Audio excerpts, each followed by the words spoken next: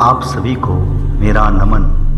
हौसलों की उड़ान को कौन रोक सकता है भला, चाहे पंख कट भी जाए।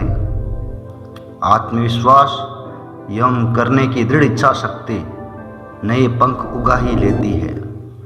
इस कहावत को चरितार्थ करता एक व्यक्तित्व एवलिन ग्लेनी, जिन्होंने 11 वर्ष की आयु में सुनने की क्षमता को खो दिया था, लेकिन वह आत्मविश्वासी लड़की कहाँ रुकने वाली थी। उसने अपने पूरे शरीर को ही सुनने का माध्यम बना लिया। अब वह ध्वनि तरंगों के कंपन महसूस करने लगी।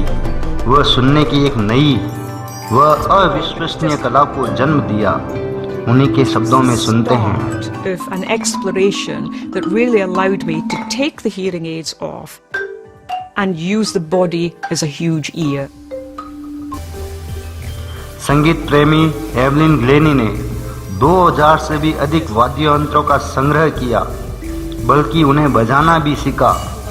वह विश्व की प्रथम महिला थी जिन्होंने इतने वाद्य यंत्र बजाना जानती थी। संगीत की दुनिया का सर्वश्रेष्ठ पुरस्कार ग्रैमी अवार्ड यानी कि ग्रामोफोन अवार्ड को 3 बार जीता।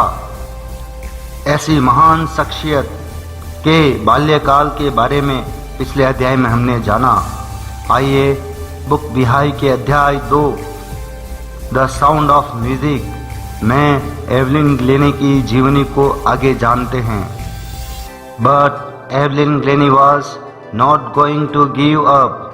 She was determined to lead a normal life and pursue her interest in music. यहाँ give up का अर्थ है to stop trying to something, यानी कुछ करने की कोशिश करना, रोकना। Determined का अर्थ है wanting to do something very much and not allowing anyone or any difficulties to stop you, यानी कि कठिन होने के बावजूद किसी काम में सफलता प्राप्त करने का संकल्प लेना या कृत संकल्प होना। परस्यू का अर्थ है टू फॉलो समवन और something, usually to try to catch him और इट, यानी कि पीछा करना। लेकिन एवलिन ग्लेनी रुकने वालों में से नहीं थी।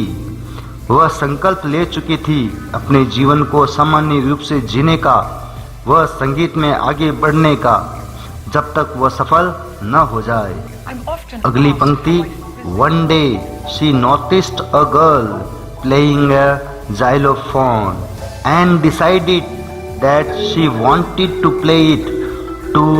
Most of the teacher discouraged her, but pianist Ron Forbes spotted her potential. Here, xylophone, a musical instrument consisting of flat wooden bars of different lengths that are hit with sticks. आप यहाँ चित्र में देख सकते हैं।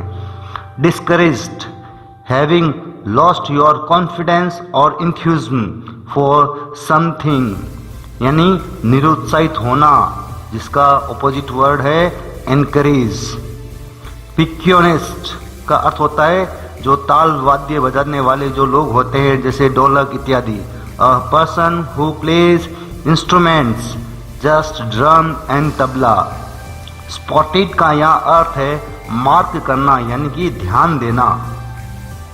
Potential का अर्थ होता है क्वालिटी और ability that can be become developed, सामर्थ्य के विकास होने की संभावना होना।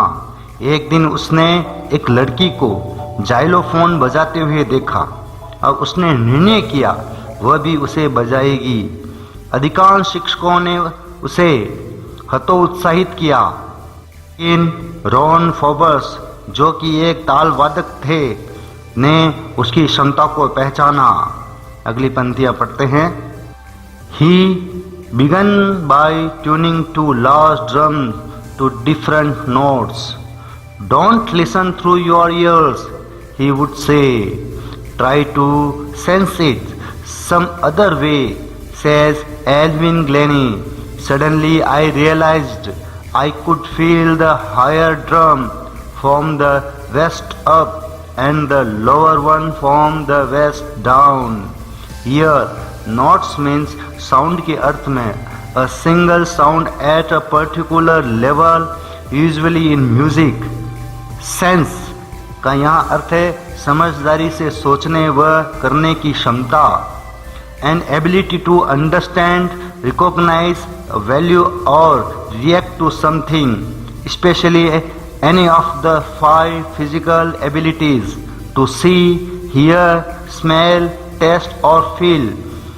रॉब फॉबर्स ने 2 बड़े ड्रमों को अलग अलग नोट पर बजाना शुरू किया. उन्होंने एवलिन से कहा, कानों के माध्यम से मत सुनो, किसी और तरीके से समझने की कोशिश करो. एवलिन कहती है, अचानक मैंने महसूस किया कमर के ऊपरी भाग पर बड़े ड्रमों की ध्वनि को और कमर के निचले भागों में छोटे ड्रमों की ध्वनि को महसूस किया.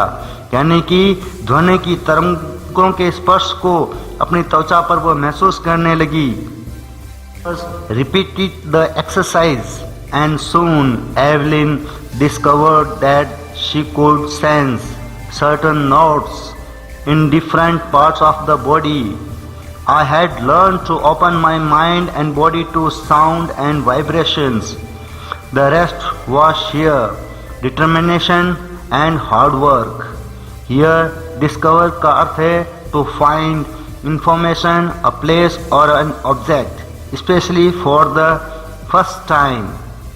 Sheer का अर्थ है used to emphasize how very great and important or powerful and quality or feeling, यानी कि भावनाओं और गुणों को और अधिक बढ़ाना. अनुवाद. फॉबर्स ने इस अभ्यास को बार बार दोहराया.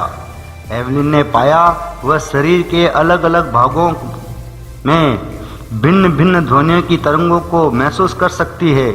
एवलिन कहती है, मैंने अपने दिमाग व शरीर को पूरी तरीके से सीखने के लिए खोल दिया, यानी कि अपने शरीर को तरंगों को पहचानने के लिए अभ्यस्त किया. वो कहती है, बाकी सब दृढ़ संकल्प और कड़ी मेहनत पर निर्भर है. पंक्तियां जानते हैं. She never looked back from that point onward.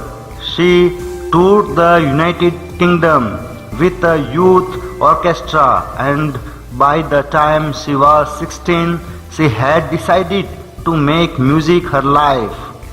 Here, orchestra means a large group of musicians who plays many different instruments together and are led by a conductor, यानी कि यहाँ बैंड. अनुवाद. एवलिन ने वहाँ से पीछे मुड़कर कभी नहीं देखा. उसने एक युवा यानी कि नवीन ऑर्केस्ट्रा के साथ यूनाइटेड किंगडम का दौरा किया और जब वह 16 वर्ष की थी तब उसने संगीत को ही अपना जीवन बनाने का फैसला ले लिया. अगली पंक्तियाँ. She auditioned for the Royal Academy of Music and scored one of the highest marks in the history of the Academy.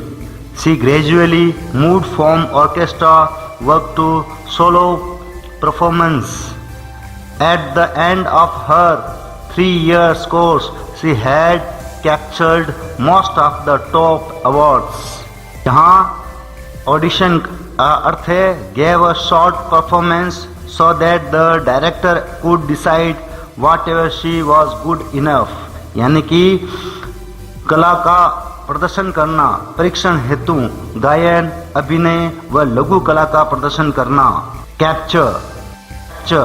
Capture का यहाँ अर्थ है to take something in your position, यानी कि किसी चीज को अपने अधिकार में ले लेना. हिंदी अनुवाद. उन्होंने रॉयल एकेडमी ऑफ म्यूजिक के लिए अपनी कला का प्रदर्शन किया और एकेडमी के इतिहास में सबसे ज्यादा अंक हासिल किया. वह धीरे धीरे ऑर्केस्ट्रा के काम से एकल प्रदर्शन यानी कि अकेले प्रदर्शन करना की ओर चली गई. अपने 3 साल के पाठ्यक्रम के अंत में उन्होंने शीर्ष पुरस्कारों यानी कि सर्वोच्च पुरस्कारों में से अधिकांश पर अपना कब्जा किया, यानी कि उन्हें अपनी कला के माध्यम से जीता. इस अध्याय में हमने जाना कि एवलिन ग्लेनी जो शारीरिक विकलांगता को समस्या न मानकर जीवन में आगे बढ़ने की प्रेरणा देती है. अध्याय का शेष भाग अगले भाग में जानेंगे। धन्यवाद।